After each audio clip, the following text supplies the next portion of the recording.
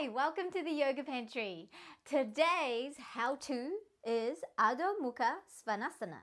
What is that? Downward facing dog, something you've all done about 1,000,000 times if you're used to your yoga practice. Now, when I went through my yoga training, we didn't call it Adho Mukha Svanasana, we called it Parvatasana, which means mountain pose. And you can kind of get that because it is kind of like a mountain, isn't it? Now, your downward facing dog is an amazing all over body tonic. It stretches out the legs, it helps, it's a mini inversion, it brings strength into your upper body, and it helps you get a sense of how your body's feeling in general. You really, when you come into your down dog, it's a nice way to test out and see how things are going, see what's going on for you, and then from there you can kind of customize your practice to suit your needs on that particular day. Now, because it is such a common pose and it's used a lot, it's also done incorrectly quite often. And there's a lot of different ways to do it depending on your body type. So we're going to look at the shape that we're looking for, and then we're going to look at the actions that we want to bring into our body to get a feeling of lightness. And we're also going to look at some variations with some props, especially if you have tight wrists or wrists that aren't that flexible, or maybe your heels don't hit the ground. And you know what? Your heels may never hit the ground because of the way you're built and your anatomy. And that's okay. So let us get into it.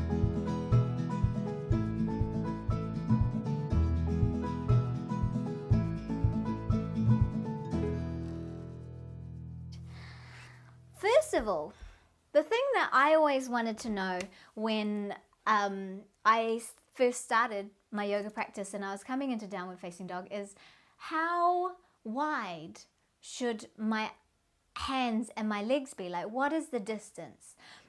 A good gauge is to come into your tabletop position, and in tabletop we stack our wrists under our shoulders and our knees under our hips. And you could press up here into down dog. That's all good, but it might be a little bit more comfortable to walk your hands forward about a palm print. And you'll find that that just gives you a little bit more to work with. Now, there's nothing wrong with coming right from that tabletop. That's going to give you more stretch into the back of your legs, a lot less weight into your arms. Walk those hands forward a palm print, and you start to distribute the weight a little bit more evenly through the body. Another place to find out if it's comfortable for you to come into a downward facing dog at a distance is, check this out, my hands haven't moved, but when I come down, they're going to move slightly into my child's pose. This is my extended child's pose. From here, this is also a good place to gauge how to come out. So if you check out where I've just come up, it is pretty much that hand has moved about a palm print above from where I would have been in my tabletop position. So this is a nice place to gauge. Tuck the toes, lift the tail, press the body back. You can start off, if you are someone with quite a flexy back, it's kind of nice to free that pelvis, open up the heart and press up and back through there. However, if you find that you need a little bit more stability through your downward face as you rise up to downward facing dog, then moving into a down dog from an arched back might not be for you. It's definitely not for me. I get quite a sore back doing that. So what I like to do to move into my down dog is to draw my belly button in slightly and work from the strength of my core. So I come up with more of maybe a slightly rounded back even, but for me, that's comfortable, and everyone's bodies are different. So try different things out. Just because one yoga teacher says one thing doesn't mean that that's the be all and end all. What we're looking for is to access the muscles in our body to help us elongate and stretch out. So that was a quick little brief description of how to sort of gauge what you're working with in your downward facing dog. The next thing is, what is a downward facing dog? Well, it's that mountainous pose, that lovely V shape. And again, having my arms shoulder width apart is really handy. They could be slightly wider if you're quite tight in the shoulders, especially men who are quite bulky in the upper body, having slightly wider arms will be helpful, but you don't want them too wide because then you're compromising your shoulder girdle. With your legs, hip width apart, again, is a good place to be, but if you have tightness in the back of those legs, then go ahead, bend those knees a whole bunch, and maybe even step the feet out a little wider, because what we're looking for is a length through our spine. We want to find that lovely length.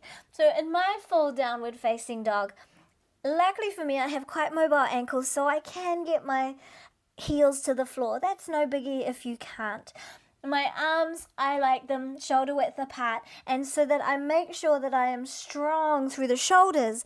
Instead of winging those armpits out and showing them off to my neighbors, I'm going to roll them towards me. I'm going to roll my triceps, my armpits down to the floor and towards my face. I'm connecting down strongly through the base of my big thumb, my index finger and my little finger, and down through the pads of the fingertips.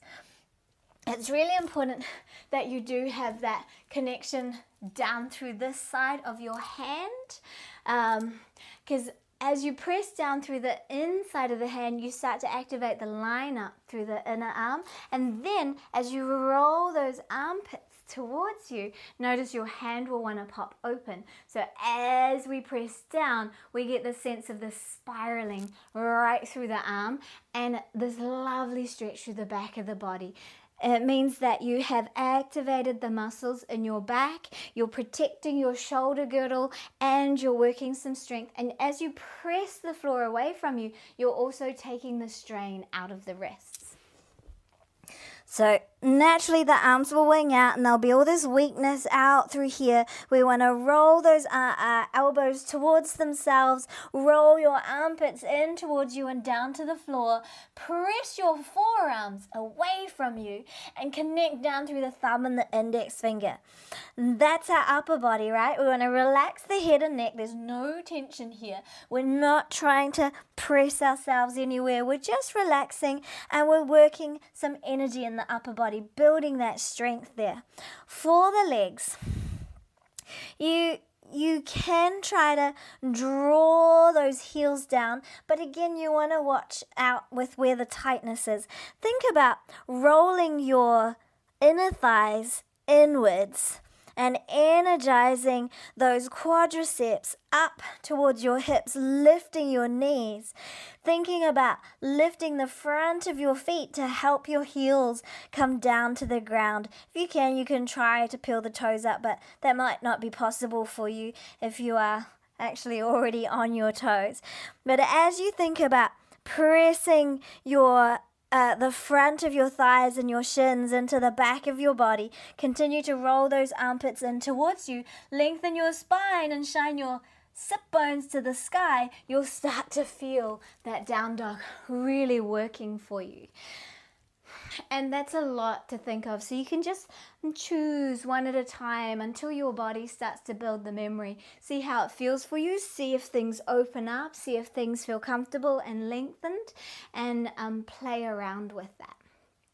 Now, if your wrists do get sore, you can grab a blanket or maybe a little wedge and place the palms on the blanket. That way you're going to have a little lift through those wrists and they won't be pressing so firmly down into the floor. Same for your heels. If your heels don't come down, you can have them on top of a blanket, and then that gives you a little bit of contact to reach down into those heels, spiral those inner thighs in, and energize down through the legs and up through the tailbone. From here, we want to draw our belly in slightly so that we're working again the strength of our core. This is all provided that you're looking for an active downward facing dog. Now you can relax into it, but still make sure that you're working those arms and pressing the floor away, because as you work that lightness through the upper body, the lower body, which is much stronger, can take the weight of the body rather than dumping it all down in front and feeling it into your shoulders. We're trying to move our shoulders down the back. In this case, it feels like it's going upwards because it's going up to our butt.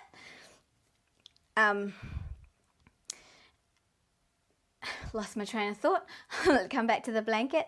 So those are a couple of ways you can work with a lovely prop. Now, what is also nice is actually taking your heels, and I don't have a wall that's too visible, but if I took my heels up to the wall, and then I can work my way into a down dog from there, feeling supported with my heels on the wall, or maybe even a mat or a block against the wall and my feet against that. It's a nice way to play with it. The thing is, when you get familiar with your down dog and you fall in love with it, you really do fall in love with your asana practice. And down dog is quite integral to everything. You don't have to have your down dogs in your practice, but it's a nice one if you don't like inversions to start playing with that. However, if you do have high blood pressure or any kind of heart conditions or blood pressure issues, just watch that down dog. It can raise the blood pressure because it's an inversion. You are slightly upside down. So maybe don't hang there so long, or just skip down dogs and come into tabletop instead, which is perfectly good way of working strength into your body, especially if you are activating it by drawing the belly in slightly, pressing away from the floor and working those legs into the floor as well. That is a nice strong place to be. Another thing for the wrists and tight legs to help you access the back of your legs is to have your hands on a block. Now my blocks are not of even thickness, so I'm going to have them on the skinny edge because they are the same height there, but maybe you want to try yours down. I guess it depends on your flexibility again. This actually feels quite nice as long as you've got a good stable sturdy block. If you've got a little sort of bendy foam one, then you want it on the big fat flat surface, but you can have those blocks for your down dog and move through from here. And in fact, you can move through a whole sun salute series using your blocks as well and work it from there. Maybe I'll do one of those tutorials because that would be lovely actually. Just working with your props will help you get a better understanding of your poses. So making sure those blocks are on a non-slip surface. You can lift the body, so now you can really work into your legs if that feels good. Again, they might be tight, they might be all the way up here. You can step them out a little wider, and you can get a sense here of rolling those armpits in towards you, connecting down through the thumb and the index finger here, and drawing the belly in. Just checking in and playing. Play with that down dog. Press up to your toes, round the back into mountain cat, chin tucks. All of these things are just lovely ways to feel through your body, get to know it, and find out what it's capable of doing right now and where it could possibly go. So don't be afraid to use props and play with them. And then, of course, once you've had your fun there, come back just to the mat, no props, and check in with your down dog here. See how it feels. Lift and lengthen. Tread it out. Work it through. From your down dog, especially if you do still feel that your wrist is sore, you can come into dolphin, taking your elbows down to the floor, down to your forearms. And this might be a little tighter here, or you might want to work that flexibility out through the legs. Dolphin is just another variation of a downward facing dog, but it's starting to lead you more towards those inversions, more into your headstand and into your peacock pose. So I'll do a separate tutorial on dolphin another day, but for now, see how that downward facing dog feels. Play around with it. Remember this connection here. Connect down through the base of the thumb and the index finger and press down through there, and then roll your armpit. Roll that armpit in towards you. So you can press on a wall. Wall dogs are a great, I don't know what's happening to my language today, but wall dogs are a great way of feeling through your arms. So, excuse me, Buddha, bring your hands out in front of you, connect them to the wall, and then just start to walk your feet to a comfortable position. You can walk your hands down as well and start to feel where you get a lovely stretch. You can bring the chest down to open up the body, and you can practice here with what it feels like by winging open those armpits to plug those shoulder blades in towards each other, or rolling the armpits in towards each other. See how that feels. Press through the thumb and index finger and get that spiraling through the arms. And we're trying to also press the top of our arms away. Some people have hyperflexy elbows and their arms kind of curve down. If that's you, I don't think I have that. So I don't really need this as much, but if you find that when you're in a down dog, your arm kind of curves towards the floor quite a lot, now you can have a block, maybe not so high, underneath that arm to remind you not to collapse down into those elbows and to push the forearm away from you as you roll your armpits in and press down into that big thumb. You get this lovely big spiraling and this lovely stretch and this big openness through the back of the body. At the same time, using your big trapezius muscles to draw your shoulder blades away from your ears, from your head. So we're always working length in our spine. I could go on and on and on about downward facing dog because it is quite a complex pose, and there's so many things that you can do from there. So check it out, widen it out, see where the weight is there, bring it in, see where the weight is there, try it from a child's pose, try it from a tabletop, and try it from a lunge, and play with it, get to know it. Love your down dog. Thanks for joining me today. If you found this video super helpful for you, maybe you've got a friend who will as well, please feel free to share it, and if you think they'll get benefit from it. And don't forget to subscribe if you haven't. Thank you so much for your support and joining me at the Yoga Pantry on YouTube. Namaste.